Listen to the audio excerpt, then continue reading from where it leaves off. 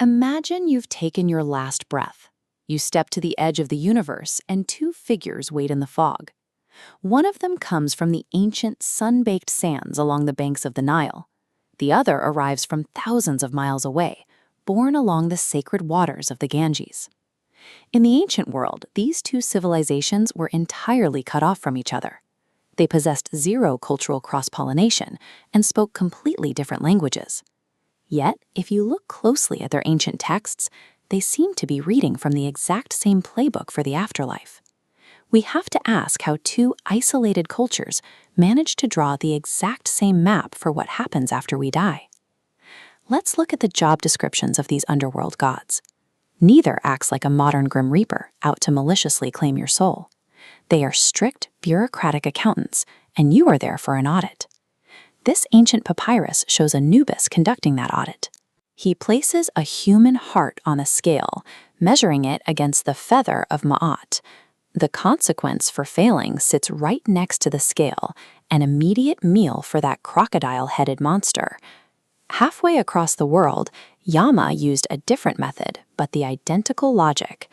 As depicted by the dense, meticulous rows of text in manuscripts like this one, Yama relied on a celestial accountant named Chitragupta.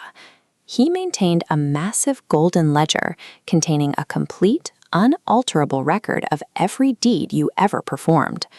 Both of these highly specific systems reveal a shared conviction.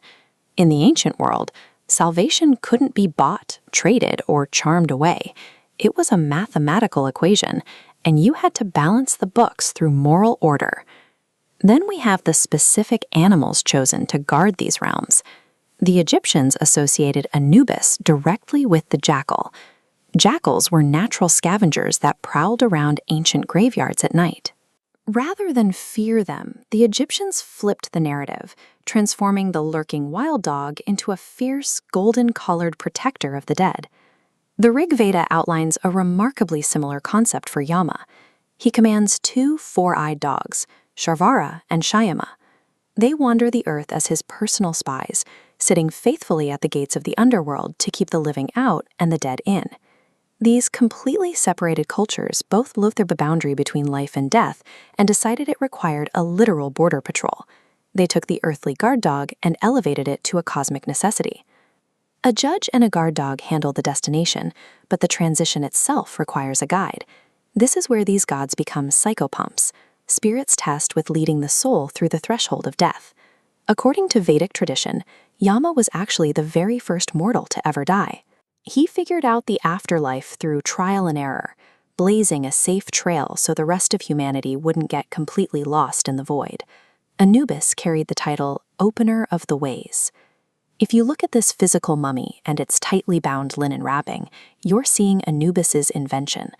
The physical preservation technology of mummification was designed specifically to give a wandering soul a beacon back to its body. Death is the ultimate unknown, and wandering forever in darkness is a universal human terror. By engineering gods who held a flashlight, both civilizations gave themselves a way forward. If we zoom out from the scales and the hounds, we find the overarching philosophies driving these two worlds: Dharma in India and Mot in Egypt. Both of these concepts reject the idea that the universe is a random, chaotic accident. They insist that reality is a meticulously organized machine, built entirely out of justice. Yama and Anubis are the operators running that machine. They are the gears ensuring every action receives an equal and opposite reaction. Geography isolates us and languages divide us, but the dread of chaos is built into human psychology. No matter where we build our cities, we desperately want to believe that the end of the story is guaranteed to be fair. So, if you had to face the ultimate audit today, how would you fare? Would your heart balance perfectly against a feather? Or is your karmic ledger carrying a little too much debt? Let me know in the comments below, which underworld guardian would you rather have a drink with, Yama or Anubis? And be sure to hit subscribe for more deep dives into the strangest corners of human history.